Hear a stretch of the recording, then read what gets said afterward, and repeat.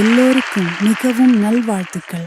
என் அன்பு சகோதரர்களே, சகோதரிகளே மற்றும் இங்கு கூடியுள்ள அனைத்து பிறவர்களுக்கும் இன்றைக்கு இந்த நேரத்தில் நமது உபதேசத்தில் கலந்து கொள்வதற்கான ஆர்வத்துடன் கூடிய அனைவருக்கும் நாம் இன்று நம்முடைய கர்த்தராகிய இயேசு கிறிஸ்துவை பற்றியும் சொர்க்க ராஜ்யத்தையும் தேவனை பற்றியும் பேசப் போகிறோம். அவர் மீது தியானம் செய்து காலகட்டங்களில் நாம் பெற்ற ஆசீர்வாதங்களுக்கு நன்றி செலுத்தப் போகிறோம். வாரத்தின் எப்போதாவது நாம் தேவனிடமிருந்து ஆசீர்வாதங்களை பெறுகிறோம். அதனால் அவருக்காக கூட சிறிது நேரம் ஒதுக்குவது முக்கியம். அதற்கு இன்றைய தினத்திற்கு சிறந்தது வேறு என்ன? 1 மணி நேரம் மற்றும் ஒரு பாதி நேரத்தை தேவனை மகிமைப்படுத்த, உபதேசத்தை கேட்க, கர்த்தரின் வார்த்தையில் தியானிக்க, பைபிளை பற்றி எண்ணிக்கொள்ள, சுமார் அதற்குரிய நேரத்தை ஒதுக்குவதற்கு என்ன சிறந்த வழி? இன்று மகிழ்ச்சியுடன் நாம் மீண்டும் இங்கே இருக்கிறோம். நீங்கள் அமரலாம். நீங்கள் இருப்பிடங்களில் அமைதியாக உட்காருங்கள். மற்றும் இன்று நம் தியானத்தை தொடங்குவதற்கு முன்னர் நாம் கர்த்தருக்கு பாடப்போகிறோம்.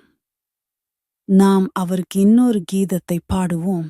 உங்கள் கீர்த்தனைகளில் 11ஆம் கீதம், இயேசுவின் வாக்குறுதிகள் என்ற தலைப்பில். நாம் நம் இதயத்துடனும் குரலுடனும் கர்த்தருக்கு பாடுவோம். அவரது நாமத்தை உயர்த்தி அவருக்கு நன்றி செலுத்துவோம். பாடல் இவ்வாறு தொடங்குகிறது.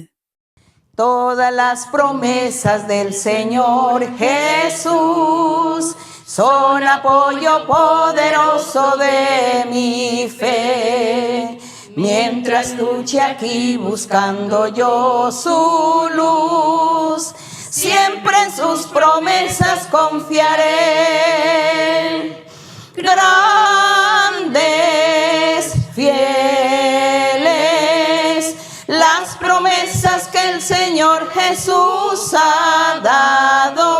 Grandes, fieles, en ellas para siempre confiaré. Todas sus promesas para el hombre fiel, el Señor en sus bondades cumplirá. Y confiado sé que para siempre en Él paz eterna mi alma gozará. Grandes, fieles, las promesas que el Señor Jesús ha dado. Grandes, fieles, en ellas para siempre confiaré. Todas las promesas del Señor serán gozo y fuerza en nuestra vida terrenal. Ellas en la dura lid nos sostendrán y triunfar podremos sobre el mal. Grandes, fieles, las promesas que el Señor Jesús ha dado. Grandes, fieles, en ellas para siempre confiaré. தேவனுடைய நாமத்திற்கு மகிமையும் புகழும் உண்டாகட்டும். கீதம் கூறுகிறது, நம் தேவனுடைய வாக்குறுதிகள் மகத்துவமும் விசுவாசத்துடனும் நிறைந்தவை. இது உண்மைதான். இதுவே உண்மையாகவும், ஏனெனில் ஆயிரக்கணக்கான ஆண்டுகளுக்கு பிறகும் நாம் இன்று வரை தேவனுடைய பழமையான காலங்களில் அளித்த வாக்குறுதிகளை வாழ்ந்து அனுபவித்து வருகிறோம். அவர் தன் வாக்குறுதிகளை ஒருபோதும் மறந்ததில்லை. அதனால்தான் தேவனுடைய வாக்குறுதிகள் விசுவாசமானவை, ஏனெனில் காலம் செல்லும், தலைமுறைகள் கடந்து போகும், நூற்றாண்டுகள், ஆண்டுகள் செல்லும், ஆனால் தேவன் அதே நிலையிலேயே இருப்பார். ஆசீர்வாதங்களை அளித்து அவர் படைத்தவர்களை, அவர் உருவாக்கியவர்களை நினைவு கூர்வார். இன்று நம் தேவனுக்கு நாமம் புகழ் மகிமை செலுத்துகிறோம். இன்று நாம் கர்த்தராகிய இயேசு கிறிஸ்து உலகின் ஒளி என்ற தலைப்பில் பேசப் போகிறோம். இயேசு உலகின் ஒளி. கர்த்தராகிய இயேசு கிறிஸ்துவுக்கு எத்தனையோ பட்டங்கள் உள்ளன என்பதை பாருங்கள். அவர் ஜீவ அப்பமாக இருக்கிறார். ஒரு நாளில் நாம் ஜீவ அப்பம் குறித்து பேசுவோம். அவர் நித்திய ஜீவத்திற்கு வழியாகவும் நித்திய ஜீவத்திற்கு வழிகாட்டும் கதவாகவும் உலகின் ஒளியாகவும் இருக்கிறார். இன்று நாம் உலகின் ஒளி மற்றும் தேவன் இயேசு கிறிஸ்துவைப் பற்றியும் அவர் உலகின் ஒளியாக இருப்பார் என்று பழைய காலங்களில் அளித்த வாக்குறுதிகளைப் பற்றியும் பேசப் போகிறோம். இயேசு கிறிஸ்து உலகின் ஒளியாக இருப்பார் என்று தேவன் பழைய காலங்களில் அளித்த வாக்குறுதிகள். தேவன் எப்போதும் கூறினார். பிற்காலத்தில், அதாவது எதிர்காலத்தில். நாங்கள் தேவனின் வாக்குறுதியின் அந்த எதிர்காலத்தில் வாழ்ந்து கொண்டிருக்கிறோம் 2000 ஆண்டுகளாக. ஏனெனில் பழைய காலங்களில் நம் தேவன் தீர்க்கதரிசிகளின் வாயிலாக பேசினார். உலகிற்கு வரக்கூடிய அந்த அற்புதமான ஒருவரை பற்றி பேசினார். அவர் உலகிற்கு வந்து ரட்சிப்பார், மன்னிப்பார், சுத்தப்படுத்துவார், வாழ்க்கைகளை மாற்றுவார். அது 2000 ஆண்டுகளுக்கு முன்பு கர்த்தராகிய இயேசு கிறிஸ்துவின் பிறப்பில் நிறைவேறியது. தேவன் மனிதராக வந்தபோது அப்பொழுது அது நிறைவேற்றப்பட்டது. அப்பொழுது அந்த பிற்காலத்தில் என்று கூறியது நிறைவேற்றப்பட்டது. அதனால் நான் கூறுகிறேன், 2000 ஆண்டுகளுக்கும் மேலாக நாங்கள் அந்த எதிர்காலத்தை வாழ்ந்து கொண்டிருக்கிறோம். தேவன் முன்பே கூறிய அந்த பிற்காலங்களில் நாங்கள் வாழ்ந்து கொண்டிருக்கிறோம். அவர் இந்த அற்புதமான ஒருவரை புகுத்துவார் என்று. நான் ஏன் இது பற்றி கூறுகிறேன்? 200 ஆண்டுகளுக்கும் மேலாக கடந்திருந்தாலும் நாம் இதை அனுபவித்து வாழ்ந்து கொண்டிருக்கிறோம் என்று. அதற்கு காரணம், இன்றும் கர்த்தர் தன்னை வெளிப்படுத்துகிறார். அவர் நம்முடன் இருக்கிறார். அவர் தொடர்ந்து தன்னை வெளிப்படுத்தி பழைய காலங்களில் கூறியதையெல்லாம் நிறைவேற்றி வருகிறார். நம் தேவனுக்கு நன்றி. ஏனெனில் அதுவே நம்மை இங்கு கர்த்தரின் முன்னிலையில் தேவனின் அன்பில் அவருடைய வார்த்தையிலும் வாக்குறுதிகளிலும் வைத்திருக்கிறது. அதனால்தான் இந்த கீதம் கூறுகிறது, கர்த்தரின் வாக்குறுதிகள் விசுவாசமானவை. அப்படியானால் நாங்கள் சங்கீதங்களைப் பற்றி பேசத் தொடங்கப் போகிறோம். சங்கீத புத்தகத்தை திறந்து நம் தேவன் எதிர்காலத்திற்காக பிற்காலத்திற்காக அளித்த வாக்குறுதிகளை பார்க்கலாம்.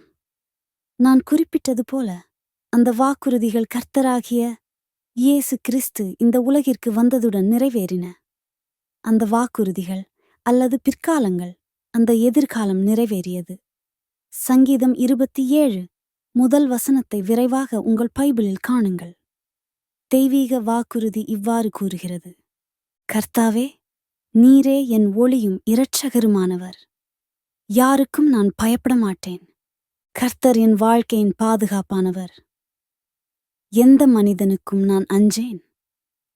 நாம் இங்கு சுட்டிக்காட்டப் போகிறோம், கர்த்தர் என் ஒளியும் என் இரட்சிப்பும் என் ஒளி. இன்று நாம் இயேசு உலகின் ஒளியைப் பற்றி பேசப் போகிறோம். ஆகவே தேவன் நம் ஒளி, கர்த்தராகிய இயேசு கிறிஸ்து நம் ஒளி. இது சங்கீதம் 27 1 ஏற்கனவே தீர்க்கதரிசிக்கப்பட்டது. இப்போது சங்கீதம் 36:09 விரைவாக செல்லுவோம். இது இவ்வாறு கூறுகிறது, ஏனெனில் உம்மிடத்தில். இங்கு சங்கீதக்காரர் தேவனோடு பேசுகிறார். சங்கீதம் 36 தேவனைப் பற்றி பேசுகிறார். தேவன் மனிதர்களுக்கு அளிக்கும் எல்லா கருணைகளையும் குறிப்பிடுகிறார்.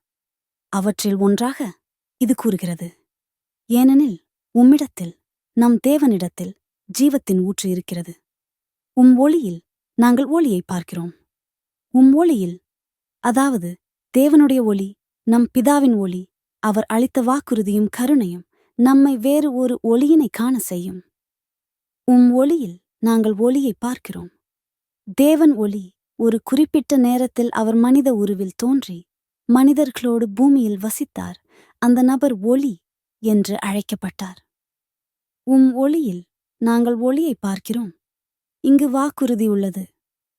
இப்பொழுது சங்கீதம் 43 செல்வோம். இங்கு நாங்கள் தொடர்ந்தும் உண்மையான ஒளி, உலகிற்கு வரக்கூடிய ஒளி ஏற்கனவே வந்துவிட்டது என்று பிதா இயற்றிய வாக்குறுதிகள் மற்றும் எழுத்துக்களைப் பற்றி பேசுகிறோம். சங்கீதம் 33:3 இவ்வாறு கூறுகிறது: உமது ஒளியை அனுப்பு.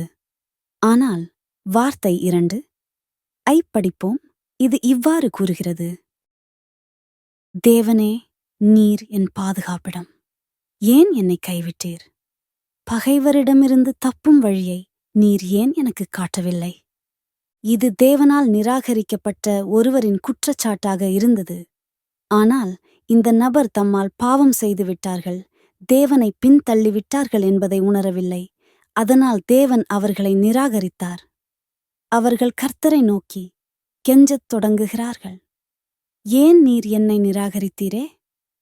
பின்னர் அவர்கள் கூறுகிறார்கள், கர்த்தா, என்மேல் கருணையைக் காண்பியருளும், நீர் என்னை நிராகரித்து விட்டீர். 3ஆம் வசனத்தில் அவர்கள் கூறுகிறார்கள், தேவனே, உமது ஒளியும் உண்மையும் என்மேல் பிரகாசிப்பதாக. உமது பரிசுத்த மலைக்கு அவை வழிகாட்டும். உமது வீட்டிற்கு அவை என்னை வழிநடத்தும். நான் தேவனுடைய பலிபீடத்திற்கு வருவேன். என்னை மிகவும் மகிழ்ச்சியடைய செய்கிற தேவனிடம் நான் வருவேன்.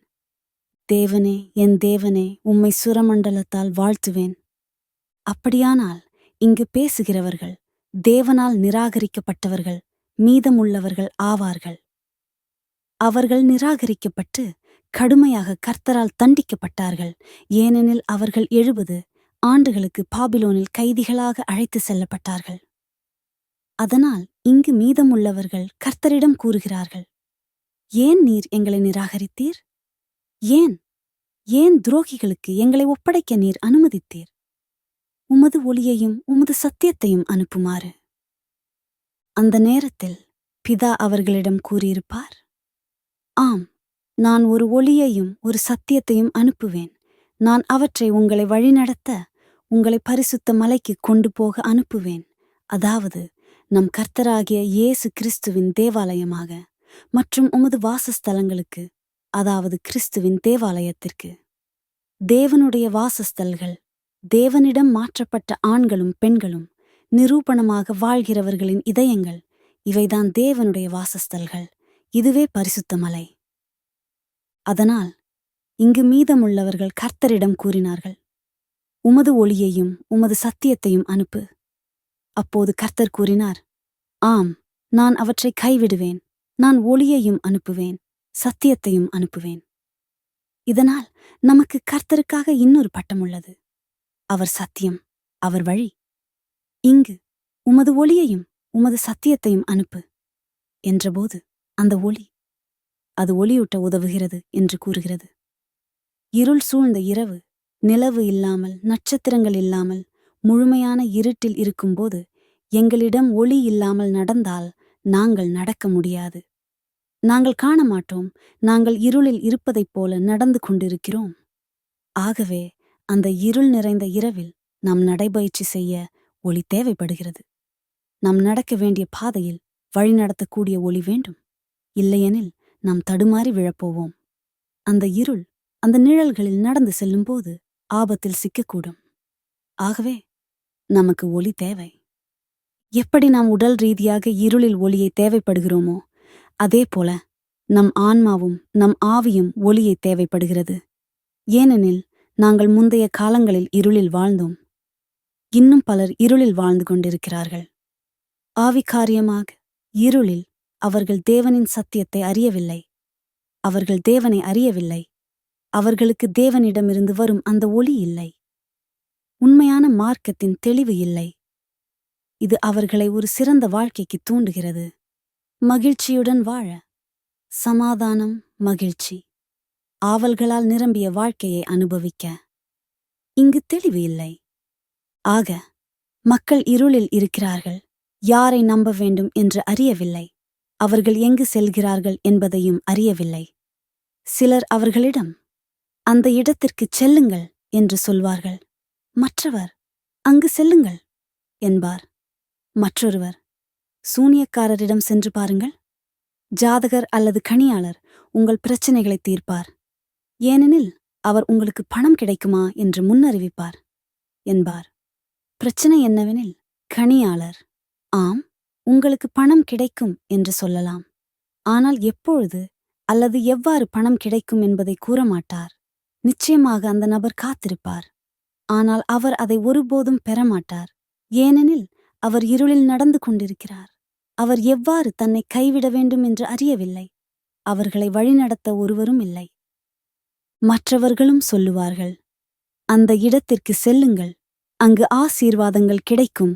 மக்கள் எளிதாக ஆசீர்வாதங்களை பெறுகிறார்கள், நிவாரணமும் பெறுகிறார்கள் என்று. மற்றவர்கள் எல்லா நோய்களுக்கும், வாழ்க்கையில் ஆண்களுக்கும் பெண்களுக்கும் ஏற்படும் அனைத்திற்கும் மருத்துவத்தை நாடுகின்றனர். ஏனெனில் அவர்கள் இருளில் நடக்கிறார்கள். அந்த இருள் அவர்களை எல்லா துன்பங்களையும் அனுபவிக்கச் செய்கிறது. வானிலை, இயற்கை, உடல் ரீதியாக, ஆவி ரீதியாக, மன ரீதியாக. அந்த இருளில் நடக்கும் பொழுது அந்த நபர் அவருடைய வாழ்க்கையின் ஒவ்வொரு அம்சத்திலும் போராடுகிறார். அவர்களுக்கு வழிநடத்த ஒளி தேவைப்படுகிறது. அவர்கள் எங்கு செல்வதென்று, ஏன் அந்த வழியில் செல்வதென்று அறியவும். அவர்கள் என்ன நம்புகிறார்கள், என்ன நம்பவில்லை, யாரை நாடுகிறார்கள், யாரை தேடுகிறார்கள், யாரை நாடி கூப்பிடுகிறார்கள். இதுவே அந்த ஒளி. நாங்கள் பேசுகிற ஆவிகாரிய ஒளி இதற்காகவே.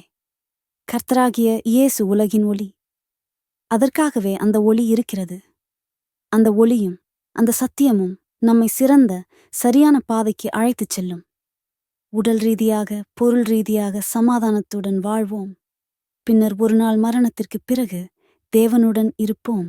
இங்கு சொல்லும்படி இந்த ஒளியும் இந்த சத்தியமும் நம்மை பரிசுத்த மலையிலும் தேவனுடைய வாசஸ்தலங்களிலும் தேவனுடன் இருப்போம். இங்கு சொல்லும்படி இந்த ஒளியும் இந்த சத்தியமும் நம்மை பரிசுத்த மலையிலும் தேவனுடைய வாசஸ்தலங்களிலும் தேவனுடன் இருப்போம். இங்கு சொல்லும்படி இந்த ஒளியும் இந்த சத்தியமும் நம்மை பரிசுத்த மலை. ஆக ஒளியின் முக்கியத்துவம் எவ்வளவு, ஒளி எவ்வளவு முக்கியமானது, உடல் ரீதியாக எவ்வளவு தேவையானது. ஏனெனில் அது நமக்கு தேவை. அதேபோல நம் ஆன்மாவிற்கும் நம் ஆவிக்குமான ஆவிகாரிய ஒளியும் மிக முக்கியமானது. இங்கு சங்கீதம் 11:14 இந்த ஒளியின் வாக்குறுதியை தொடருகிறோம். ஆனால் 1வது வசனத்திலிருந்து படிப்பது நல்லது. அது இவ்வாறு கூறுகிறது, கர்த்தரை துதியுங்கள். கர்த்தருக்கு பயந்து அவரை மதிக்கிற மனிதன் சந்தோஷமாயிருப்பான். அவன் தேவனுடைய கட்டளைகளை நேசிக்கிறான். 2 அவன் சந்ததியினர் பூமியில் பெரியோராயிருப்பார்கள். நல்லோரின் சந்ததியினர் நிச்சயமாக ஆசீர்வதிக்கப்படுவார்கள். அவரின் சந்ததி பூமியில் வல்லமையானவர்களாக இருப்பார்கள். நேர்மையானவர்கள், அதாவது நியாயமான, பரிசுத்தமான, நீதியான வாழ்க்கை வாழும் ஆண்களும் பெண்களும். அது கூறுகிறது, அந்த தலைமுறை ஆசீர்வதிக்கப்பட்டதாக இருக்கும். விரைவு 3 அம்மனிதனின் குடும்பம் செல்வத்தில் சிறந்திருக்கும்.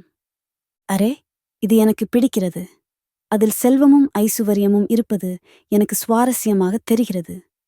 ஆகவே நான் கோடீஸ்வரராக ஆகப் போகிறேன். ஏனெனில் நான் கோடீஸ்வரராக ஆக விரும்புகிறேன். வங்கியில் ஆயிரக்கணக்கான பணம் அல்லது சொத்து, நிலம், மாடுகள், தொழிற்சாலைகள் வைத்திருப்பேன். ஆனால் இல்லை, இங்கு கர்த்தர் வேறு விதமான செல்வமும் ஐசுவரியத்தையும் குறித்து பேசுகிறார். அவை உடல் ரீதியானவைதான் அல்ல, ஆனால் அதைவிடவும் முக்கியமானவை. தேவனுடைய ஆசீர்வாதம், மகிழ்ச்சி, சமாதானம், அமைதி, புரிதல், அன்பு, கனிவு, நற்குணம், ஒழுங்கு, நேர்மையாக வாழ்வது. இவை ஒரு குடும்பத்தில், ஒரு வீட்டில், ஒரு ஜோடியில் நிலவ வேண்டும். இது உடல் ரீதியான செல்வமும் ஐசுவரியமும் வைப்பதை விட பெரிது.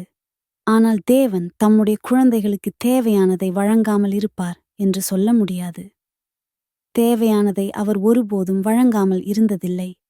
அவர் நமக்கு தேவைப்படுகிற அனைத்தையும் வழங்குகிறார். நாம் தேவனை பிடித்து கோடீஸ்வரர்களாக ஆவதற்காக பிரார்த்திக்க மாட்டோம். ஆனால் அவர் எப்போதும் நமக்கு உணவு, வாழ்க்கை தேவைகள், குடியிருப்புகள் உள்ளிட்ட அடிப்படை செயல்பாடுகளை தரத் தவறியதில்லை. வாழ்க்கையில் பல உடல் ரீதியான, பொருள் ரீதியான விஷயங்களை நாம் அனுபவிக்க வேண்டும் என்பதையே விரும்புகிறார். ஆக இது கூறுகிறது, தேவன் முன் நியாயமாகவும் நன்மையாகவும் வாழ்ந்து நல்லதைச் செய்வோர்கள் தேவனிடமிருந்து மிகுதி பெறுவார்கள். அவர்களை வங்கியில் நிறைய பணம் வைத்த கோடீசுவரர்களாக ஆக்க மாட்டார். ஆனால் தேவன் அவர்களுக்கு நன்றாக வாழ்வதற்கு தேவையானதை அளிப்பார். அவர்களுடைய வீடுகளில் இந்த நலன்களையும் செல்வங்களையும் அனைத்து அம்சங்களிலும் பொருளாதார ரீதியாகவும் ஆவிக்குரிய ரீதியாகவும் அளிப்பார். இது இங்கே கூறுகிறது, தேவன் அந்த தேவனை பயந்து அவருடைய கட்டளைகளை பின்பற்றும் ஆணையோ அல்லது பெண்ணையோ ஆசீர்வதித்த பிறகு வசனம் இவ்வாறு கூறுகிறது. விரைவு 4. தேவன் நல்லோருக்கு இருளில் பிரகாசிக்கும் ஒளியைப் போன்றவர்.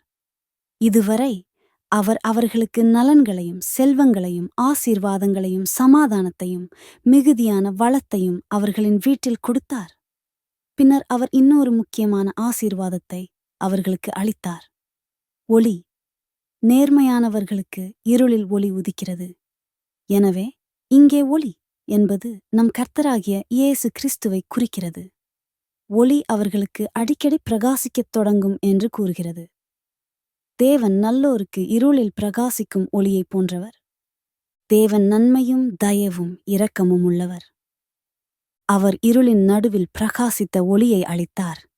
அவர் நம் கர்த்தராகிய இயேசு கிறிஸ்துவை அனுப்பி மக்கள் வாழ்ந்த இருளின் நடுவில் நித்திய ஜீவத்திற்கு வழிவகுக்கும் உண்மையான பாதையின் அறியாமையிலிருந்த அவர்களுக்கு ஒளியை ஏற்படுத்தினார்.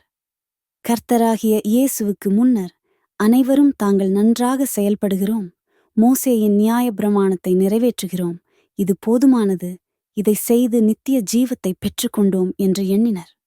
ஆனால் அது அப்படியில்லை. அதுபோலில்லை. அதனால்தான் கர்த்தர் தனது ஒளியையும் சத்தியத்தையும் அனுப்பி அந்த இருளில் பிரகாசிக்கச் செய்ய வேண்டும்.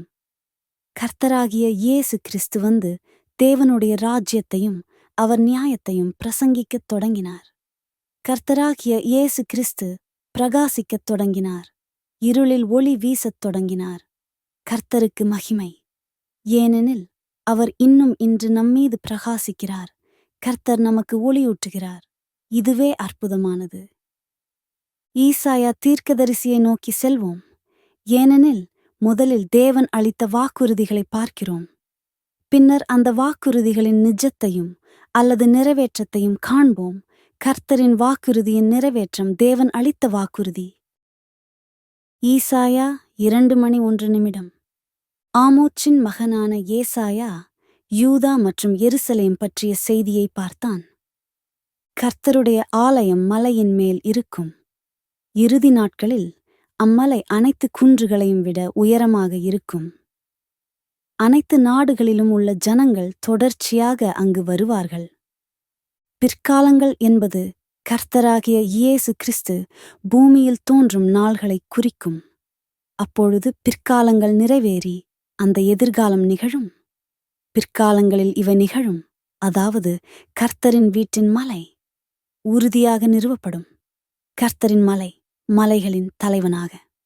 இங்கு மலை என்பது ஒரு ராஜாவை குறிக்கிறது. இது ஒரு ராஜாவை பிரதிநிதித்துவப்படுத்தும் உருவமாகும். அது ஆட்சியை நிறுவும் என்று கூறுகிறது. ஆட்சி, அரசர் வந்து ராஜாக்களின் தலைவனாக ஆகிறார். அதனால்தான் அது கூறுகிறது, மலைகளின் தலைவனாக கர்த்தரின் மலை, ராஜாக்களின் ராஜா. கர்த்தராகிய இயேசு கிறிஸ்து ஒளியாக வந்து ராஜாக்களின் ராஜாவாக ஆனார். இதுவே மலைகளின் தலைவனாக என்று கூறுவது போலவே அவர் மலைகளை விட உயர்த்தப்படுவார். மலைகள் என்பது அந்த நேரத்தில் இருந்த உயர்ந்த ஆட்சியாளர்களை குறிக்கிறது. மேலும் இந்த பிற்காலங்களில் வரக்கூடிய ஒளி கிறிஸ்துவை குறிக்கும் ஆட்சியாளர்களை விட உயர்த்தப்படும் என்று கூறுகிறது. மற்றும் அனைத்து ஜாதிகளும் அவரை நோக்கி ஓடி வரும். நிச்சயமாக இது 2000 ஆண்டுகளாக நிறைவேற்றப்பட்டுவிட்டது. ஏனெனில் பல ஜாதிகள், பல மக்கள், பல நாட்டின் ஆண்களும் பெண்களும் இந்த ராஜாக்களின் ராஜாவை அல்லது தேவன் உலகிற்கு அனுப்பிய இந்த ஒளியை தேடிச் சென்று அவரை நோக்கி ஓடி வந்திருக்கின்றனர். மேலும் அது கூறுகிறது, ஏராளமான ஜனங்கள் அங்கு போவார்கள். அவர்கள், நாம் கர்த்தருடைய மலைக்கு போவோம், நாம் யாக்கோபின் தேவனுடைய ஆலயத்திற்கு போவோம். பின் தேவன் நமக்கு வாழும் வழியை கற்றுத் தருவார். நாம் அவரை பின்பற்றுவோம் என்பார்கள். சியோனிலிருந்து நியாயப்பிரமாணம் வெளியேறும். எருசலேமிலிருந்து. சியோனும் எருசலேமும் ஒரே இடம். மேலும் அந்த உடல் ரீதியான எருசலேம் ஆவிக்காரிய எருசலேமை குறிக்கிறது, அதாவது தேவாலயம். அதனால் அது கூறுகிறது, சியோனிலிருந்து நியாயப்பிரமாணம் வெளியேறும்.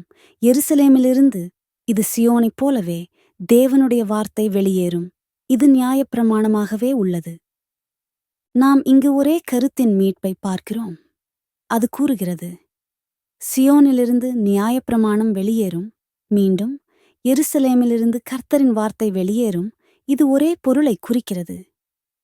மேலும் அவர்கள் கூறுகிறார்கள், வாங்க, அந்த மலைக்கு செல்லுவோம், அந்த ராஜாவை நோக்கிச் செல்லுவோம், அந்த நபரை நோக்கிச் செல்லுவோம், தேவன் அனுப்பிய அந்த ஒளியை நோக்கிச் செல்லுவோம் என்று இது இங்கு கூறுகிறது. வசனம் 5. யாக்கோபின் குடும்பத்தினரே, வாருங்கள், நீங்கள் கர்த்தருடைய வெளிச்சத்திலே நடக்க வேண்டும். அதுவே அழைப்பு. வாருங்கள், நீங்கள் கர்த்தருடைய வெளிச்சத்திலே நடக்க வேண்டும். அவர் யாக்கோபின் வீட்டிற்கு, மீதமுள்ளவர்களுக்கு, பாபிலோனில் இருந்து திரும்பிய மீதமுள்ளவர்களுக்கு உரையாற்றுகிறார். எத்தனை ஆண்டுகள் கடந்துவிட்டது? இந்த மீதமுள்ளவர்கள் பாபிலோனில் 550 ஆண்டுகள் கடந்துவிட்டது. ஆக கர்த்தராகிய இயேசு வந்தபோது, அந்த ஒளி வந்தபோது சுமார் 550 ஆண்டுகள் கடந்திருந்தது. தேவன் கூறியிருந்தார், யாக்கோபின் வீடு அல்லது மீதமுள்ளவர்கள், எழுந்து நம் தேவனின் ஒளியில் நடப்போம். ஏனெனில் அவர் அங்கே இருக்கிறார். அந்த ஒளி அங்கே வெளிப்படுத்தப்படுகிறது. அந்த மகிமையான ஒளி நாசரேயின் இயேசு. கர்த்தரின் நாமம் வாழ்த்தப்படுக. எவ்வளவு உணர்ச்சி! தேவன் அந்த அழைப்பை செய்வது எவ்வளவு மகிழ்ச்சியை உண்டாக்குகிறது! தேவன் நம்மை தனது ஒளியை அனுபவிக்க அழைக்கிறார் என்பதில் மிக்க மகிழ்ச்சி உள்ளது. இப்போது விரைவாக ஈசாயா 9 மணிக்கு மாறுவோம். ஈசாயா 9:1 இவ்வாறு கூறுகிறது, கடந்த காலத்தில் ஜனங்கள் செபுலோன் நாட்டையும் நப்தலி நாட்டையும் முக்கியமானதாக கருதவில்லை. ஆனால் பிற்காலத்தில் அந்த நாட்டை தேவன் மேம்படுத்துவார். அது கடலுக்கு அருகில் உள்ள நாடும், யோர்தான் நதிக்கு அப்புறத்தில் உள்ள நாடும், யூதரல்லாதவர்கள் வாழும் கலிலேயா நாடும் சேர்ந்ததாகவும், இது யூதேயாவின் அனைத்து பகுதிகளும் எவ்வாறு துன்பத்தை அனுபவித்தன என்பதை குறிப்பிடுகிறது. அங்கு அதிக துன்பமும் தேவனின் தேவவும் இருந்தது. ஏனெனில் தேவன் தம்மை வெளிப்படுத்தவில்லை. நான் குறிப்பிட்ட 500 ஆண்டுகளாக பாபிலோனிலிருந்து கர்த்தராகிய இயேசு வருவது வரை தேவன் மக்களை மறந்துவிட்டார். மக்கள், மீதமுள்ளவர்கள், அடிமைத்தனம், ராஜாக்கள், ஆட்சியாளர்கள், பேரரசுகளின் அவமரியாதையை அனுபவித்து வந்தனர். அவர்கள் அவமரியாதைகளை சகித்தனர். ஆனால் தேவன் ஒருபோதும் தன்னை வெளிப்படுத்தவில்லை. அவர் அவர்களுக்கு தீர்க்கதரிசியை அனுப்பவில்லை. ஒருபோதும் அவர்களுக்கு ஆறுதல் அளிக்கவில்லை. அதனால்தான் கர்த்தர் சில மக்களை குறிப்பிடுகிறார். மேலும் ஜெந்தரின் கலிலேயா என்றபோது அவர் கூறுகிறார், விரைவு 2. இப்போது இருளில் வாழ்கின்றனர். அவர்கள் பெரும் வெளிச்சத்தை பார்ப்பார்கள். கர்த்தருக்கு மகிமை. இருளில் நடந்த மக்கள், யூதாவில் இருந்த அந்த மக்கள், தலைநகரமான எருசலேமிலும் அந்த முழு பிரதேசத்திலும் அந்த மக்களிடம், அதில் மீதமுள்ளவர்களும் இருந்தனர். அவர்கள் இருளில் இருந்தார்கள் என்று கூறுகிறது. ஏனெனில் தேவன் தம்மை வெளிப்படுத்தவில்லை. அது கூறுகிறது, அவர்கள் ஒரு பெரிய ஒளியை கண்டனர். கர்த்தராகிய இயேசு கிறிஸ்து தோன்றியபோது தேவனுக்கு மகிமை. மரண நிழலின் தேசத்தில் குடியிருந்தவர்களுக்கு ஒளி பிரகாசித்தது. கர்த்தருக்கு மகிமை. கர்த்தர் இங்கு ஈசாயாவில் அவர்களுக்கு அளித்த அந்த அழகான வாக்குறுதியை பாருங்கள். இங்கு நாம் தேவனுடைய வாக்குறுதிகளை காண்கிறோம். ஆனால் நாம் ஏற்கனவே அந்த ஒளியை அனுபவிக்கும் ஒரு காலத்தில் வாழ்கிறோம். ஆனால் பைபிள் உண்மையானது என்பதை உறுதிப்படுத்த வேண்டும். இங்கு எழுதப்பட்டது தேவனுடைய உண்மைதான் என்பதை உறுதிப்படுத்த வேண்டும். ஏனெனில் தேவன் எவ்வாறு வாக்குறுதி செய்தாரோ, பல நூற்றாண்டுகளுக்குப் பிறகு தேவன் அதை நிறைவேற்றி தம்முடைய வார்த்தையை உயிர்ப்பிக்கிறார், அதை நிஜமாக்குகிறார். கர்த்தரை யார் நம்ப மாட்டார்கள்? தேவனை யார் நம்ப மாட்டார்கள்? அச்சமுள்ளவர் அல்லது இருளில் நடக்கிறவர் அல்லது மடியன் அல்லது மாறுபட்டவர் நான் அறியவில்லை. ஆனால் இங்கே நம் தேவனுடைய ஒளியை, வாக்குறுதியையும் நிறைவேற்றத்தையும் காண்கிறோம். ஈசாயா 60 பார்க்கலாம். மற்றொரு வாக்குறுதி, நம் தேவனிடமிருந்து வந்த இன்னொரு வாக்குறுதி. இங்கே ஈசாயா 60 சியோனின் எதிர்கால மகிமை அல்லது கர்த்தராகிய இயேசு கிறிஸ்துவின் தேவாலயத்தை குறிக்கிறது. எருசலேம் கர்த்தராகிய இயேசு கிறிஸ்துவின் தேவாலயத்தை குறிக்கிறது. ஆகவே இங்கு இந்தயாசியா 60:1 என்பது, எருசலேமே என் வெளிச்சமே. இதை அவர் யாரிடம் கூறினார்? மீதமுள்ளவர்களுக்கு, மறைந்திருந்தவர்களுக்கு, ஆவிக்குரிய தூசியில் மறைந்திருந்த தேவாலயத்திற்கு பேசினார். அவர்கள் மறைந்திருந்தார்கள், யாரும் வெளிப்படவில்லை.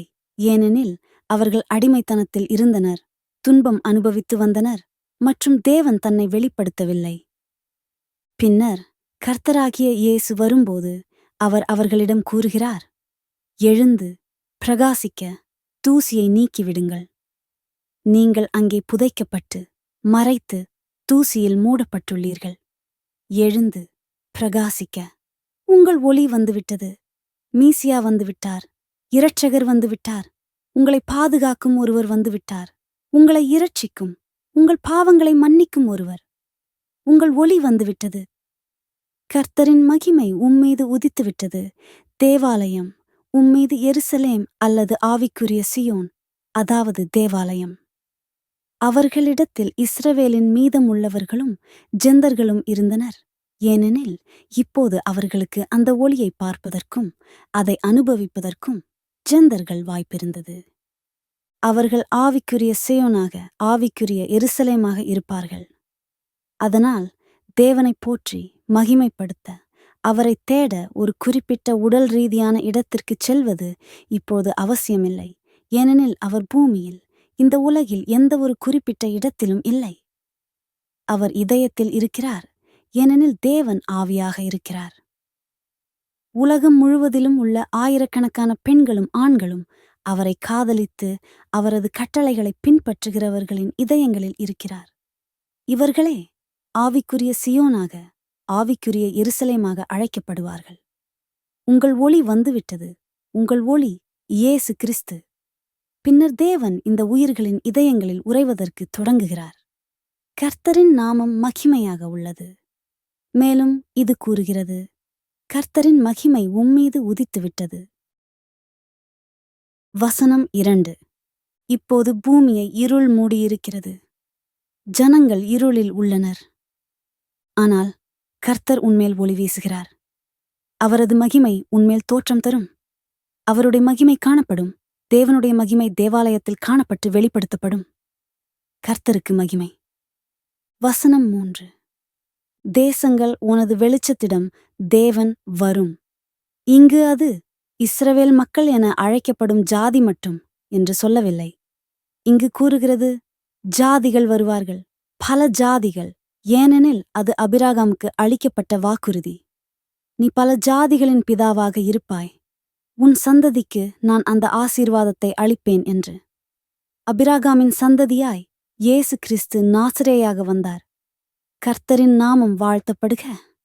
அதனால் கடவுள் இங்கே சொல்கிறார், நாடுகள் உன் ஒளிக்கு வரும். நீங்கள் காணக்கூடியபடி அவர் ஒரே ஒரு நாட்டைப் பற்றி பேசவில்லை, பல நாடுகளைப் பற்றி பேசுகிறார். அதனால்தான் உலகின் பல்வேறு நாடுகளில் ஆண்டவரின் வார்த்தை இருக்கும் இடங்களில் உள்ள நாங்கள் அனைவரும் அந்த மலையுடன் சேர்ந்து, சியோன் மலையுடன், அந்த ஆன்மீக ஜெருசலேமுடன், நமது ஆண்டவரின் தேவாலயத்துடன் சேர்ந்துள்ளோம் என்பதைப் பற்றிய பெருமையும் நம்பிக்கையும் அடைகின்றோம். இது மேலும் கூறுகிறது, நாடுகள் உன் ஒளிக்கு வரும், அரசர்கள் உன் உதயத்தின் பிரகாசத்தில் நடப்பார்கள். எனவே உலகத்தின் அரசர்கள் கூட பிரகாசத்தால் வெளிச்சமடையவோ அல்லது அந்த பிரகாசத்தை பார்க்கவோ செய்யப்படுவர். நீங்கள் அறிந்திருப்பீர்கள், சில நேரங்களில் எங்கு எரிவதோ அது தொலைவில் இருக்கும்பொழுது, அது என் பார்வைக்கு மிகவும் தொலைவில் இருக்கும்போது கூட நான் அந்த நெருப்பை பார்த்து, அது என்ன என்று கேட்பேன். பிறகு நான் கொஞ்சம் நெருங்குகிறேன். அப்போது அந்த நெருப்பின் பிரகாசம் சிறிது வெளிச்சமளிக்கிறது. நான் தெளிவாக புரிந்து கொள்வேன், ஆமாம், இது காட்டுத்தீ அல்லது அவர்கள் எரியூட்டும் பட்டாசுகள். பாருங்கள், எவ்வளவு அழகாக இருக்கிறது. ஆமாம், நான் அந்த பிரகாசத்தை ஒரு வகையில் அனுபவிக்கிறேன். நான் அந்த நெருப்பின் மத்தியிலும் இல்லை, ஆனால் தொலைவில் இருந்து கவனித்து பார்க்கிறேன். அது எனக்கு பிடிக்கலாம், அல்லது நான் இல்லை, எனக்கு இது பிடிக்கவில்லை என்று சொல்லலாம், அல்லது அதை மறுக்கலாம். அதுதான் பிரகாசத்தில் நடப்பது என்று பொருள். இங்கே அது சொல்கிறது, அந்த ஒளி நம் ஆண்டவரான இயேசு கிறிஸ்து, ஆண்டவர் இயேசு கிறிஸ்துவின் உண்மையான சுவிசேஷத்திற்கு மாறும் நாடுகள்தான் அந்த ஒளியுடன் நடக்கவோ, அந்த ஒளியினை பகிர்ந்து கொள்வோ செய்யப் போகிறார்கள். மேலும் நாடுகள் உன் ஒளியில் நடப்பார்கள், அரசர்கள் உன் உதயத்தின் பிரகாசத்தில் நடப்பார்கள் என்று சொல்கிறது. அதாவது, அவர்கள் மீசியா வந்தார் என்று கேட்டார்கள், இவற்றையெல்லாம் கேட்டார்கள். இந்த எல்லாவற்றும் வரலாறாகிவிட்டது. மேலும் பலர் இந்த கதைகளை படிக்கின்றனர். அவர்கள் அறிந்து கொள்கிறார்கள். அவர்கள் நிகழ்வுகளைப் பற்றி கற்றுக்கொள்கிறார்கள். சிலர் நம்புகிறார்கள், சிலர் நம்பவில்லை, சிலர் சந்தேகப்படுகிறார்கள். மற்றவர்கள் இதை அறிவதே உண்மையென கருதுகிறார்கள். அதுதான் பிரகாசம் என்று அழைக்கப்படுகிறது. இவ்வரசர்களும் அங்கே இருப்பார்கள். அவற்றை பார்க்கவும், தேவாலயத்தின் பிரகாசத்தில், அந்த உண்மையான ஒளியின் முழுமையான வெளிப்பாட்டில், கிறிஸ்து இயேசுவின் பிரகாசத்தில் நடப்பார்கள். அதனால் அந்த அரசர்கள், உள்ளே இல்லாத நம்பாதவர்களும், தொலைவிலிருந்து மட்டும் பார்க்கவும் கேட்கவும் முடியும். அவர்கள் அந்த ஒளியின் பிரகாசத்தை மட்டும் பார்க்கிறார்கள். ஆனால் அவர்கள் அது இருக்கிறதை அறிந்திருப்பார்கள். அது அங்கேயே உள்ளது. அவர்கள் மாறமாட்டார்கள். அவர்கள் அங்கேயே இருப்பார்கள். இது அவர்கள் அந்த பிரகாசத்தில் நடப்பார்கள் என்று சொல்கிறது. முழுவதும் இருளில் விழாமல் அந்த விளக்கின் விளிம்பில் மட்டுமே நடப்பார்கள். அந்த வலுவான ஒளி கிழக்கி வீசும் இடத்தின் விளிம்புகளில் நடப்பார்கள். அதனால் அந்த நபர் விளிம்புகளில் நடக்கிறார். முழுமையாக ஈடுபடாமல் அதை அனுபவிக்க முயல்கிறார். அதாவது, முழுமையாக உறுதியாகாமல், தேவனிடமே மாறாமல், ஆண்டவரின் தேவாலயத்துக்கு சொந்தமாகாமல். ஆனால் அவர்களுக்கு ஒரு சிறிய எண்ணம், சில அறிவு உள்ளது. அந்த தேவாலயத்தில் இருக்கும் மக்கள் நல்ல மனம் கொண்டவர்கள் என்று நான் கேள்விப்பட்டிருக்கிறேன். அந்த கூட்டத்தில் இருக்கும் ஆண்களும் பெண்களும் நல்ல நேர்மையான கௌரவமானவர்களாக இருக்கிறார்கள் என்று நான் கேட்டிருக்கிறேன். இதை நான் கேள்விப்பட்டேன். நான் என் நிறுவனத்தில், என் தொழிற்சாலையில் இவர்கள் வேலை செய்ய வேண்டும் என்று விரும்புகிறேன். அந்த தேவாலயத்திலிருந்து மக்கள் வேலை செய்ய வேண்டும் என விரும்புகிறேன். ஏனெனில் அவர்கள் நேர்மையானவர்கள், உழைப்பாளிகள், சத்தியமானவர்கள், ஏமாற்றுபவர்கள் அல்ல, மோசடி செய்பவர்கள் அல்ல என்று கேட்டேன். என் தொழிலுக்கு நல்ல மக்கள் தேவைப்படுகிறார்கள். அதற்காகவே இவர்கள் வேலை செய்ய வேண்டும் என நினைக்கிறேன். இதுதான் ஆண்டவரின் தேவாலயத்தின் பிரகாசத்தில் நடப்பது என்று அழைக்கப்படுகிறது. ஆண்டவரின் தேவாலயத்தின் பிரகாசத்தில் நடப்பது, அந்த ஒளியின் பிரகாசத்தில் நடப்பது, தேவன் அளித்த அந்த ஒளியின் பிரகாசத்தில். அந்த ஒளி எவ்வளவு முக்கியமானது என்பதை நீங்கள் உணர்கிறீர்களா? இயேசு, உலகின் ஒளி, எவ்வளவு முக்கியமானவர்? அது எவ்வளவு முக்கியமானது? ஏனெனில் ஆண்டவர் நம்மை, அவரை நம்புகிற நம்மையும் ஒளியாக்குகிறார். நான் எங்கு சென்றாலும் என் ஒளி பிரகாசிக்கும். எப்படி? என் சாட்சி, என் நல்ல உதாரணம், என் முறைகள், என் கல்வி, நான் மக்களை எப்படி நடத்துகிறேன், மற்றவர்களிடம் நான் எப்படி நடந்து கொள்கிறேன், எல்லா விஷயங்களிலும் நேர்மையானவராக இருக்கிறேன் என்பதன் மூலம். அதுதான் அந்த ஒளி. அது பிரதிபலிக்கிறது. பிறர் உணர்கிறார்கள். உன் அருகில் இருக்கையில் என்ன மகிழ்ச்சி, என்ன ஆறுதல்! உன்னை என் தொழிற்சாலையில் வேலை செய்ய வைத்ததில் என்ன மகிழ்ச்சி! ஏனெனில் நீ இங்கே வேலை செய்ய ஆரம்பித்த பிறகு வேலைகள் முன்னேறியிருக்கின்றன. எல்லாமே செழித்திருக்கின்றன. அதுதான் பிரகாசம். அதுதான் பிரகாசம். உலகம், அரசர்கள், நாடுகள் தேவாலயத்தைச் சுற்றி நடப்பார்கள். ஏனெனில் தேவாலயம் ஒளியாகும், கிறிஸ்து இயேசு ஒளியாகும். அவரை நம்புகிறவர்களும் அவரை பின்பற்றுகிறவர்களும் ஒளியாகும். அவர்கள் அனைவரும் ஒளியாக மாறுவார்கள். எனவே நம்புங்கள். எல்லா நம்பிக்கையாளர்களும் பல நாடுகளிலிருந்தும் மற்றும் ஆண்டவரும் ஒளியாக இருந்தால், அந்த ஒளி உலகில் எவ்வளவு பெரியது, எவ்வளவு விசாலமானது என்பதை கற்பனை செய்யுங்கள். ஆண்டவரின் நாமம் அருளால் நிறைந்ததாக இருக்கட்டும். இப்பொழுது யோவானின் சுவிசேஷத்தை நோக்கி செல்லலாம். யோவான் 1ஆம் அதிகாரத்தில நாங்கள் பெரும்பாலும் யோவான் 1 பற்றி பேசுகிறோம். ஏனெனில் அது மிகவும் அழகாக உள்ளது. எனக்கு யோவான் 1 மிகவும் பிடிக்கும். ஒவ்வொரு முறையும் நான் என் சகோதரர்களுக்கு யோவான் 1 பற்றி பாடம் நடத்துகிறேன்.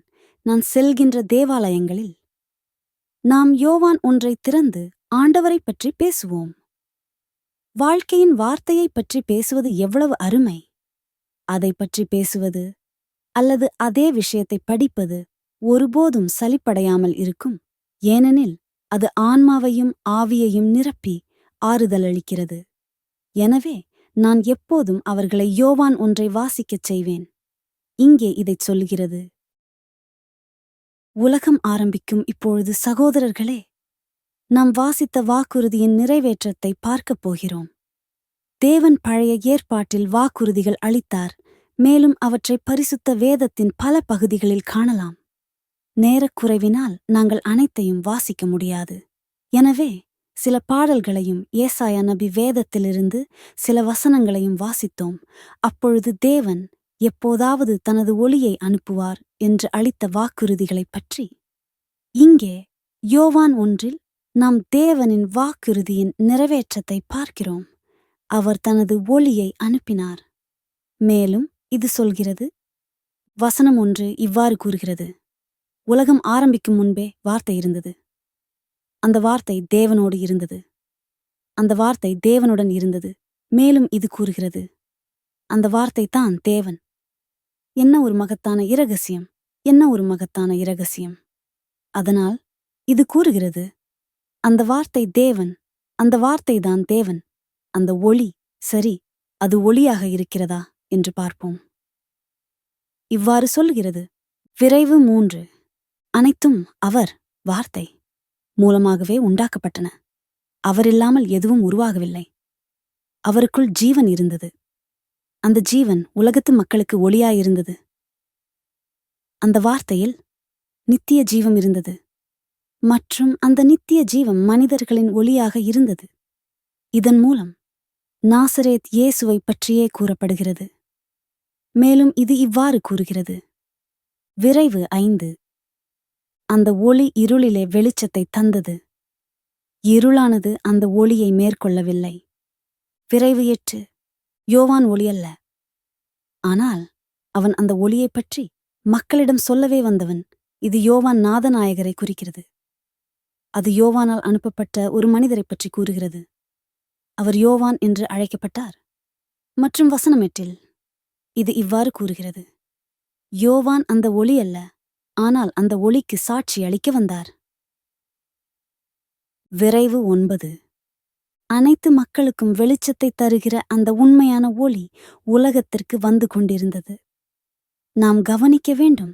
இந்த நேரத்துல யோவான் இதயத் ஸ்பிரீச்சடிக்கும்போது ஆண்டவர் இயேசு கிறிஸ்து உலகில் ஏற்கனவே இருந்தார். ஆனால் அவர் அந்த ஒளியாக தன்னை வெளிப்படுத்தவில்லை. அவர் யோவான் தனது சுவிசேஷ பணியை முடிப்பதற்காக காத்திருந்தார். பிறகு ஆண்டவர் இயேசு தமது பணியை ஆரம்பிப்பார். அதனால் யோவான் 9ஆம் வசனத்தில் கூறுகிறார். அந்த உண்மையான ஒளி, அது ஒவ்வொரு மனிதனுக்கும் ஒளி அளிக்கிறது, உலகத்தில் வருவதாக இருந்தது. மேலும் யோவான் கூறினார், நான் அந்த ஒளி அல்ல, நான் வரக்கூடிய ஒளிக்கு சாட்சி அளிக்க வந்தேன். மேலும் அந்த ஒளி என்பது தெளிவாக கூறப்படுகிறது. இது இவ்வாறு சொல்லுகிறது. விரைவு 10. அவர், வார்த்தை, உலகத்தில் ஏற்கனவே இருந்தார். உலகம் அவர் மூலமாகவே உண்டாக்கப்பட்டது. ஆனால் உலகம் அவரை அறிந்து கொள்ளாமல் இருந்தது. அந்த ஒளி ஏற்கனவே உலகில் இருந்தது. அந்த ஒளியின் மூலம் உலகம் அவரால் படைக்கப்பட்டது. அல்லது அந்த வார்த்தையால். ஆனால் உலகம் அவரை அறிந்து கொள்ளவில்லை. மற்றும் அது உண்மையாகவே உலகம் அவரை அறிந்து கொள்ளவில்லை. அதனால்தான் பழைய நாட்களில் தேவன் மனிதனை உருவாக்கிய போது, தேவன் பிரபஞ்சத்தை உருவாக்கிய போது அந்த வார்த்தை தேவனுடன் இருந்தது. ஏனெனில் அவர் தேவனாக இருந்தார். அந்த ஒளி அங்கே இருந்தது. மற்றும் அவரின் மூலம் உலகம் படைக்கப்பட்டது. பிரபஞ்சம் அனைத்தும் அவரால் உருவாக்கப்பட்டது. பின்னர் அவர் தம்மை மனிதர்களுக்கு வெளிப்படுத்தத் தொடங்கினார். முதலில் ஒரு சந்தர்ப்பத்தில் உயர்மறை மடந்தையராக மெல்கிசெதேக் என்ற பெயரில். அது குறித்து பரிசுத்த வேதம் ஆதியாகமத்தில் எப்பொழுது அபிராமிடம் பேசினார் என்று சொல்லுகிறது. பின்னர் பரிசுத்த வேதம் தொடர்ந்து பழைய நாட்களில் இந்த ஒளி அல்லது வார்த்தை உலகில் வெளிப்படுத்தப்பட்டது. ஆனால் உலகம் அவரை அறிந்து கொள்ளவில்லை என்று கூறுகிறது. அவர் ஆண்டவரின் தூதராக வெளிப்பட்டார். ஆண்டவரின் தூதர் யாருக்கோ வெளிப்பட்டு அவர்களோடு பேசினார், உத்தரவுகளை அளித்தார். அந்த ஆண்டவரின் தூதர் அதிசயங்களை செய்தார். ஒரு தொற்றை அனுப்பினார், மக்களை தண்டித்தார் என்பதை பார்க்கலாம். சரி, அந்த ஆண்டவரின் தூதர்தான் வாழ்க்கையின் வார்த்தை. அது மனிதர்களின் ஒளி. அது நம் ஆண்டவரான இயேசு கிறிஸ்து. ஆவியில் செயல்படுகிறார். ஏனெனில் அவர் ஆவியானவர், தேவன் ஆவி. ஆனால் நம் ஆண்டவர் இயேசு இங்கே வந்தபோது யோவான் அந்த ஒளி உலகில் வரப்போகிறது, பூமிக்கு வரப்போகிறது என்று கூறினபோது எல்லாரும் அவரை நம்புவதற்காக, ஏனெனில் அந்த ஒளி ஏற்கனவே வரக்கூடியதாக இருந்தது. அவர் கூறுகிறார், அந்த உண்மையான ஒளி உலகிற்கு வரவிருக்கிறது. அந்த உண்மையான ஒளி மனித உருவில், மனித வடிவில், மாம்சத்தில் உலகிற்கு வரப்போகிறது. ஏனெனில் அது தேவனின் விருப்பம். தேவன் மாம்சத்தில் வர விரும்பினார். அதனால்தான் யோவானுக்கு அந்த வார்த்தையின், அந்த ஒளியின் வருகையை அறிவிக்கவும், செய்தி சொல்லவும், மக்களின் இதயங்களை தயார் செய்யவும் பணிக்கப்பட்டார். அந்த ஒளி, அந்த இயங்கியவரின் வருகைக்காக அவர் மக்களின் இதயங்களை தயார் செய்யத் தொடங்கினார். அவர் ஏற்கனவே இருந்தார். கடந்த காலத்தில் மக்களுடன் பணியாற்றினார். அவர் இப்பொழுது மாம்சத்தில் மனிதனாக, ஒரு மனித உருவத்தில் வருவார். ஒரு காலம் மனிதர்களுடன் இருப்பதற்காக அவர்களுக்கு இரட்சிப்பின் வழியையும் நித்திய ஜீவத்தின் வழியையும் அந்த ஒளி பிரகாசிப்பதையும் கற்றுத்தர வந்தார். ஆண்டவருக்கு நன்றி. எவ்வளவு அழகான ஒளி! இப்போது முடிவுக்கு யோவான் 8ஆம் அதிகாரத்திற்கு செல்கலாம். யோவான் 8இல் நாம் ஏற்கனவே ஆண்டவரின் வாக்குறுதிகளை பார்த்தோம்.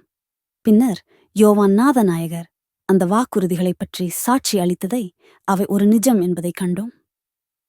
அவர் ஒரு சாட்சியாளராக, யோவான் நாதநாயகர் சாட்சியாளராக அந்த ஒளியை பார்த்தார், அதில் மகிழ்ந்தார், அவருக்கு நீராட்டம் செய்தார். பின்னர் அந்த ஒளி செயல்படத் தொடங்கி சுவிசேஷத்தை பிரசங்கித்தது. யோவான் 8இல் நம் ஆண்டவர் இயேசு கிறிஸ்துவை நாம் காணலாம். இங்கே யோவான் சுவிசேஷம் 8ஆம் அதிகாரத்தில் ஆண்டவர் இயேசு ஏற்கனவே பூமியில் உள்ளார்.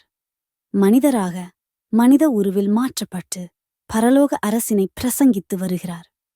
மேலும் யோவான் 8:12 மணிக்கு இது கூறுகிறது, இயேசு மீண்டும் மறுபடியும் அனைத்து மக்களோடும் அப்போஸ்தலர்களோடும் அவரை கேட்டுக்கொண்டிருந்த அனைவரிடமும் பேசினார்.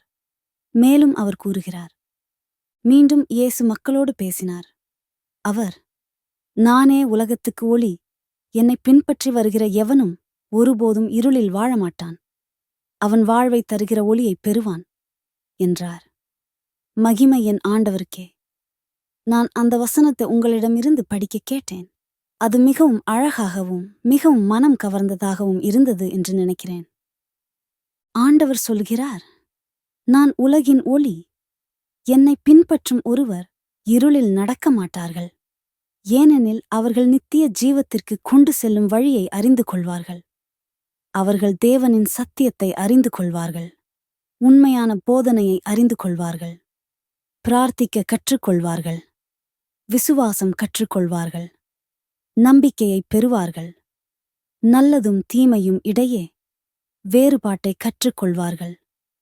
மேலும் அவர்கள் ஒரு புனித, நீதி நிறைந்த வாழ்க்கையை வாழ்வார்கள். பின்னர் தேவன் அவர்களுக்கு வாழ்நாளை அளிப்பார். அந்த ஒளியை அறிந்து கொள்வது எவ்வளவு அற்புதம்! என்னை பின்பற்றுபவர்கள் இருளில் நடக்க மாட்டார்கள், ஆனால் அவர்கள் நித்திய ஜீவத்தின் ஒளியைப் பெறுவார்கள். ஆண்டவருக்கு மகிமை. இப்போது ஆண்டவர் தாமே ஒளி என்று சாட்சி அளித்தபோது பாருங்கள் என்ன நடந்தது. விரைவு 13. ஆனால் பரிசேயர்கள் இயேசுவிடம், நீங்கள் நினைவில் கொள்வீர்கள், ஆண்டவர் இயேசு கிறிஸ்துவின் பகைவர்கள், அதே யூதர்கள். அந்த சமயத்தில் பரிசேயர்களும் எழுத்தாளர்களும் அவருடைய பகைவர்களாக இருந்தார்கள். மேலும் இங்கே இது கூறுகிறது, ஆனால் பரிசேயர்கள் இயேசுவிடம், உன்னை குறித்து நீ பேசும்போது நீ சொல்வதை உண்மை என்று நீ மாத்திரமே கூறுகிறாய். ஆகையால் நீ சொல்லுகின்றவற்றை நாங்கள் ஒத்துக்கொள்ள முடியாது என்றனர். ஆனால் அவர்கள் நாம் வாசித்ததை வாசிக்க மறந்து விட்டார்கள். அவர்கள் நாம் வாசித்ததை படிக்கவில்லை. ஏனெனில் அவர்கள் படித்திருந்தால் இவ்வாறு ஆண்டவருக்கு பேசியிருக்க மாட்டார்கள். அவர்கள் நாம் வாசித்ததை படித்திருந்தால் அவர்கள் அமைதியாக இருந்து, ஆம் ஆண்டவரே, நீங்கள்தான் ஒளி என்று கூறியிருப்பார்கள். ஆனால் அவர்கள் வேதத்தை படிக்கவில்லை. ஏனெனில் வேதத்தை படிக்க அவர்களுக்கு ஆர்வமில்லை. அவர்கள் வாழ்க்கையில் மற்ற பொருட்பொருள் விஷயங்களில் அதிகம் ஆர்வம் கொண்டிருந்தார்கள். அவர்கள் முதன்மையான இடங்களில் இருப்பதில், ரெவரண்ட் என அழைக்கப்படுவதில், உமது அருட்பிரகாசம் என புகழப்படுவதில், மக்களால் வணக்கப்படுவதில், மக்களை தாழ்த்தி அவர்களை வணங்கச் செய்வதில், மக்களுக்கு அவர்களின் கால்களை முத்தமிடச் செய்வதில் ஆர்வம் கொண்டிருந்தார்கள். அவர்கள் அதற்காகவே பாடுபட்டார்கள். முதன்மையான இடங்கள், ஆசிரியர்கள் என்று அழைக்கப்படுவதற்காக. சிலர் அவர்களை நோக்கி, நீங்கள் எங்கள் தந்தையார் என்று கூறுவார்கள். அவர்களை எங்கள் தந்தையார் என்று அழைப்பார்கள். அதனால்தான் ஆண்டவர் இயேசு கிறிஸ்து கூறினார், இல்லை, யாரையும் தந்தை என்று அழைக்காதீர்கள், யாரையும் ஆசிரியர் என்று அழைக்காதீர்கள். ஏனெனில் அவர்கள் அதற்கு தகுதியற்றவர்கள். ஒரே ஒரு ஆசிரியர், நம் தேவன். ஒரே ஒரு தந்தை, நம் தேவன். ஆனால் இவ்வாறான பரிசேயர்களும் எழுத்தாளர்களும் மக்கள் அவர்களை போற்றவும் மதிக்கவும் அவர்களுக்காக இந்த எல்லா விஷயங்களையும் செய்யவும் விரும்பினர். அதற்காகவே அவர்கள் பாடுபட்டார்கள். ஆகையால் அவர்கள் வேதத்தை ஒருபோதும் வாசிக்கவில்லை. அவர்கள் புரியாததால் அவர்கள் ஆண்டவரின் வார்த்தையின் அறிவில் அறியாமை கொண்டவர்களாக இருந்தார்கள். அவர்கள் இருளில் வாழ்ந்தனர். அதனால்தான் அவர்கள் துணிச்சலுடன் ஆண்டவரிடம், நீங்கள் உங்கள் சொந்த சாட்சியத்தை அளிக்கிறீர்கள், அது உண்மையான சாட்சியமல்ல என்று கூறுவதற்கு திரண்டார்கள். அதற்கு ஆண்டவர் இயேசு அவர்களுக்கு பதிலளித்தார். விரைவு 14. அதற்கு இயேசு, ஆம், என்னைப் பற்றி நானே பேசிக் கொண்டிருக்கிறேன். ஆனால் நான் சொல்லுகின்றவற்றை மக்கள் நம்ப முடியும். ஏனெனில் நான் எங்கே இருந்து வந்தேன் என்பது எனக்கு தெரியும். அதோடு எங்கே போகிறேன் என்றும் எனக்கு தெரியும். நான் உங்களைப் போன்றவன் இல்லை. நான் எங்கிருந்து வந்தேன் என்றும் எங்கே போகிறேன் என்றும் உங்களுக்கு தெரியாது. அது உண்மையாகும். விரைவு 15. சாதாரணமாக ஒருவனை பார்த்து கணிக்கிற விதத்திலேயே நீங்கள் என்னைப் பற்றி கணிக்கிறீர்கள். நான் எவரைப் பற்றியும் கணிப்பதில்லை. அவர்கள் மோசேயின் சட்டத்தை நம்பி நியாயம் செய்தனர், ஆனால் அதையே சரியாக நடைமுறைப்படுத்தவில்லை. ஆண்டவரை அநியாயமாக நியாயப்படுத்துவதற்காக மட்டும் பயன்படுத்தினர். அப்பொழுது ஆண்டவர் இயேசு கூறுகிறார், விரைவு 16 முதல் 17 வரை. ஆனால் நான் கணிக்கும்போது என் கணிப்பு உண்மையுள்ளதாக இருக்கும். ஏனென்றால் தீர்ப்பளிக்கும் காலத்தில் நான் தனியாளாக இல்லை. என்னை அனுப்பிய என் பிதா என்னோடு இருக்கிறார். 17 சாட்சிகள் ஒரே உண்மையைச் சொன்னால் உங்கள் சட்டம் உண்மைதான் என்று ஏற்றுக்கொள்கிறது. விரைவு 18. நானும் என்னைப் பற்றி சொல்லுகிற ஒரு சாட்சி, அத்துடன் என்னை அனுப்பிய என் பிதாவும் எனது இன்னுமொரு சாட்சி என்றார். ஆகையால் நீங்கள் பார்க்கும்போது 2 சாட்சிகள் இருக்கின்றனர். மேலும் மோசேயின் சட்டம் 2 பேரின் சாட்சியம் சரியானது என்று கூறுகிறது. இந்த மனிதர்கள் இங்கு விரைவு 19. மக்கள் அவரிடம், உன் பிதா எங்கே இருக்கிறார் என்று கேட்டார்கள். நீங்கள் என்னைப் பற்றியும் என் பிதாவைப் பற்றியும் அறிய மாட்டீர்கள். ஆனால் நீங்கள் என்னை அறிந்து கொண்டால் என் பிதாவையும் அறிந்து கொள்வீர்கள் என்று பதிலுரைத்தார். ஆண்டவர் ஏன் அவர்களுடன் இவ்வாறு பேசினார்? அவர் கூறினார், ஏனெனில் நான் பிதாவில் இருக்கிறேன், பிதா என்னில் இருக்கிறார். ஏனெனில் அவர் ஒரே தேவன். நீங்கள் என்னை அறியவில்லை, ஆகவே நீங்கள் பிதாவை எப்படி அறிய முடியும்? நீங்கள் அவரை அறிய முடியாது. நீங்கள் என்னை அறிந்திருந்தால், அதாவது நீங்கள் என்னை ஏற்றிருந்தால், என்னை நம்பியிருந்தால், பின்பு நீங்கள் என் பிதாவையும் அறிந்திருப்பீர்கள். ஆகவே நான் உங்களுக்கு பிதாவை காண்பிக்க முடியாது. இந்த பதில்களுடன் ஆண்டவர் இயேசு இந்த நம்பாத, அறியாமை நிறைந்த, இருளில் மூழ்கிய மக்களிடம் இது தேவனைத் தேடும் சரியான வழி அல்ல என்று தெரிவித்தார். தேவனை அறிந்து கொள்ள அவர்கள் இதயத்தை தாழ்த்தவும் பணிவாகவும் எளிமையாகவும் இருக்க வேண்டும். அதனால்தான் ஆண்டவர் இயேசு கூறினார், பக்தி இல்லாதவர்களாக பணிவாக இருப்பார்கள், அதாவது பணிவானவர்கள், ஏனெனில் அவர்கள் தேவனுடைய அரசை காண்பார்கள். ஆகவே இன்று நாங்கள் ஆண்டவரின் வார்த்தையை படிக்கவும் இந்த பாதைகளில் நடக்கவும் வாய்ப்பு பெற்றவர்களாக இந்த வல்லமையான தேவனை, இந்த உயிருள்ள தேவனை அறிந்து கொள்ள வாய்ப்பு பெற்றுள்ளோம். இது அழகாக உள்ளது. மேலும் நாங்கள் ஒரு அழைப்பை நீட்டுகிறோம். நாங்கள் என்று சொல்லும்போது இந்த அழகான ஆன்மீக பயணத்தில் இருக்கிற என் சகோதர சகோதரிகளை அனைவரையும் சேர்த்து கூறுகிறேன்.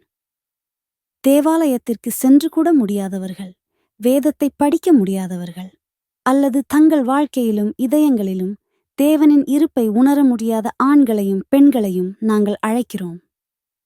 நம்புவதற்கும் தேவனை தேடுவதற்கும் பிரார்த்திக்கவும் தேவனிடம் கேட்கவும் உங்களை அழைக்கிறோம். வேதத்தை படியுங்கள். யாராவது கேட்கலாம், வேதத்தில் எதை படிக்க வேண்டும் என்று. அனைத்து சுவிசேஷங்களையும் மத்தேயு, மார்க்கு, லூக்கா, யோவான் படியுங்கள். எல்லாமே அழகானதும் முக்கியமானதும் வாசிக்க தேவையானதாகவும். பழைய ஏற்பாட்டில் நீங்கள் விரும்பினால் அழகான பாஞ்சாங்கங்கள் என அழைக்கப்படும் பாடல்களை படியுங்கள். அவை பிரார்த்தனைகள், தேவனுக்காக துதிப்பிற்கான தீர்க்க தரிசனங்கள். முக்கியமான விஷயம் என்னவென்றால், முழு மனதோடும் படிக்க வேண்டும். நான் தேவனை மகிழ்விக்கவே வாசிக்கப் போகிறேன் என்று கூறுங்கள். புரியாவிட்டாலும் கவலைப்பட வேண்டாம். தேவன் உங்கள் மனதில் உள்ள நேயத்தை பார்க்கிறார். நீங்கள் அதை உண்மையோடு, காதலோடு, கவனத்தோடும் கற்றுக்கொள்ளவும் அவரை மகிழ்விக்கவும் ஏங்கி கற்றுக்கொள்வதை பார்க்கும் பொழுது தேவன் உங்களை ஆசீர்வதிப்பார், உங்கள் மனதை விடுவிப்பார் மற்றும் நீங்கள் புரிந்து கொள்ளக்கூடிய நுண்ணறிவு மற்றும் ஞானத்தை உங்களுக்கு அளிப்பார். தேவன் உங்களுக்கு பல விஷயங்களை வெளிப்படுத்துவார். ஆகவே நீங்கள் தொடர்ந்து தேவனை போற்றவும், வேதத்தை படிக்கவும், வேதத்தை படித்து அவரை மதிக்கவும், நாசரேயர் இயேசு எனும் ஒளியை அனுபவிக்கவும் நான் உங்களை அழைக்கிறேன். நாம் அனுபவிக்கும் போல அந்த ஒளியை கற்றறிந்து அனுபவியுங்கள். நம் தேவனுக்கு புகழும், தேவனுக்கே கௌரவமும். இன்றைய காலை, இன்றைய நாளில் நாம் பிரார்த்திக்கலாம். ஆசீர்வதிக்கப்பட்ட சக்தி வாய்ந்த தேவனே, எங்கள் ஆண்டவரான இயேசு கிறிஸ்துவின் பிதாவே, எங்கள் தேவனே, எங்கள் ராஜாவே, நீர் பரிசுத்தர், நீதிமான், ராஜாதிராஜா, ஆண்டவரின் ஆண்டவரே. உமக்கு முன் ஒவ்வொரு மனிதனும் வந்து உம்முடைய சந்நிதியில் தாழ்வார்கள், ஏனெனில் நீர் தகுதியானவரே. உம்மை திறந்த இதயங்களுக்கு உமது ஆசீர்வாதங்கள் வழங்கப்படும். எங்களைக் கேட்டு எங்களுடன் இருந்ததற்கு பிதாவே நன்றி. எங்கள் மீது பிரகாசிக்கும் இந்த அற்புதமான ஒளிக்காக நன்றி. அது எங்கள் ஆன்மாவை ஒளி வீசுகிறது. ஆண்டவரே, நாங்கள் உம்மை பார்க்கிறோம். உமது பரிசுத்த ஆவியின் இருப்பை எங்களுள் உணர்கிறோம். பிதாவே, உமது சக்தியும் உமது பரிசுத்த ஆவியும் உமது கருணையும் வெளிப்படுக. உம்மை தேவைப்படும் மனிதர்களுடன், அந்த ஆண்களுடனும் பெண்களுடனும் நீர் இருப்பீராக. உம்மை தேவைப்படும் குழந்தைகளுடனும் முதியவர்களுடனும் இருப்பீராக. அவர்கள் படுக்கையில் இருக்கிறார்கள், நோயுற்றவர்களாக, குணமடையாத வியாதிகளால் அவதிப்படுகிறார்கள், வறுமையின் கடுமையால், துன்பத்தின் கடுமையால் அவதிப்படுகிறார்கள், அடிப்படை தேவைகள் இல்லாமல் வாழ்க்கை நடத்துகிறார்கள். அந்த ஆண்களும் பெண்களும், உம்மை தேடுகிற அப்பாவ பிள்ளைகளும் உம்மிடம் கருணையை வேண்டுகிறார்கள். ஆண்டவரே, அவர்களைக் கேளும், அவர்களிடம் கருணை புரியவும். அவர்களின் கதறல்களைக் கேளும், உமது கரங்களை நீட்டி அவர்களை விடுவித்து, அவர்களை குணப்படுத்தி, சுத்தப்படுத்தி, சங்கிலிகளையும் பிணைப்புகளையும் தீய விசைகளை முறித்துப் போட்டும். சாத்தானின் சாபங்களை அழித்து அனைத்து தீமைகளையும் அழித்துவிடும். ஏனெனில் சாத்தான் அனைத்து உயிர்களையும் அழிக்க முயல்கிறான். ஆண்டவரே, கருணை புரிந்து அற்புதங்களையும் அடையாளங்களையும் செய்ய வேண்டும். பரிசுத்த பிதாவே, உமது நாமம் ஆசீர்வதிக்கப்படவும் புகழப்படவும் தக்கது. ஆண்டவரே, உம்மை புகழ்கிறோம், உமக்கு கௌரவமும் மகிமையும் அளிக்கிறோம். நாங்கள் எங்களை கேட்பதற்காக, எங்களை ஆசீர்வதிப்பதற்காக உமக்கு நன்றி செலுத்துகிறோம். ஏனெனில் என் ஆண்டவரே, நீர் பலரை விடுவித்து, பலரை குணமாக்கி, பலரை சுத்தமாக்குகிறாய் என்று நான் நம்புகிறேன். அவர்கள் தங்கள் பிறந்த நாளை பற்றி சாபமிடக்கூடாதபடி அருள் செய்க. ஆண்டவரே, கருணை புரியவும். பிதாவே, அவர்களை ஆசீர்வதியுங்கள், அவர்களின் தேவைகளை நிறைவேற்றுங்கள். எங்களை கேட்பதற்காக என் ஆண்டவரே, என் தேவனே, உமக்கு நன்றி. பரிசுத்த பிதாவே, உமக்கு நன்றி. இயேசு கிறிஸ்து உமால் அனுப்பப்பட்ட உண்மையான ஒளியானவர். அவரின் மகிமையான நாமத்தில் உமக்கு நன்றி கூறுகிறோம். ஆண்டவரே, கௌரவமும் மகிமையும் புகழும் உமக்கு இப்பொழுதும் என்றும் உண்டு. அமேன். மகிமை என் ஆண்டவருக்கே. நாம் ஆண்டவருக்கு 137வது கீர்த்தனையை பாடுவோம். இது சொல்கிறது, என்ன ஒரு அற்புதம்! Qué maravilla que Cristo me halló y por su gracia mi alma salvó. Qué maravilla me infunde alegría, pues todas sus culpas su sangre borró. Qué maravilla que Cristo me halló y por su gracia mi alma salvó. Qué maravilla me infunde alegría, pues todas mis culpas su sangre borró. Qué maravilla que Cristo me halló y por su gracia mi alma salvó. Qué maravilla me infunde alegría, pues todas mis culpas su sangre borró. ஆண்டவரின் நாமம் ஆசீர்வதிக்கப்பட்டும் புகழப்பட்டும் இருக்கட்டும். நம் தேவனுக்கு நன்றி கூறுகிறோம். ஏனெனில் இன்று ஆண்டவர் உங்களில் பலருக்காக பல அற்புதங்களையும் அடையாளங்களையும் செய்து முடித்துள்ளார் என்று நான் நம்புகிறேன். சந்தேகிக்காதீர்கள், நம்புங்கள். ஆண்டவரில், அந்த அழகான ஒளியில் நம்பிக்கை வையுங்கள். என் தேவன் உங்களையெல்லாம் ஆசீர்வதிப்பாராக. நான் உங்களை முழு மனதுடன் காதலிக்கிறேன். உங்களுக்கு நிறைய அன்பான அணைவுகளும் முத்தங்களும் அனுப்புகிறேன். தேவன் உங்களை அனைவரையும் ஆசீர்வதிப்பாராக. நன்றி.